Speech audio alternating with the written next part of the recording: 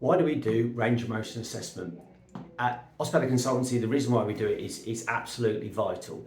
It should be vital for anyone that's looking at mechanical problems, but not all osteopaths, physios and chiropractors look at it. We use it as a guide straight away. We can put your posture with your range of motion together, and we work out how those two things affect you. So how you're walking, how you're running, how you're standing, all those things make a difference on how your posture works and how you start to move. So sometimes, say your pelvis is nice and neutral, but your back blocks when it goes to the right. We need to work out why that's blocking. It might be because your knees flexed or your hips flexed, or you've got a rotation, or there's joint problems, and we need to work out what's happening. So is it a postural problem, or is it a functional problem where you're walking, not picking your toes up, not locking your knees out? We need to put all those things in place to understand why have we got the problem we've got in your back or hip or your knee, and that way we can understand when we look at your active range of motion in your back or your body, we can put that into perspective of what you're doing and what the injury you have.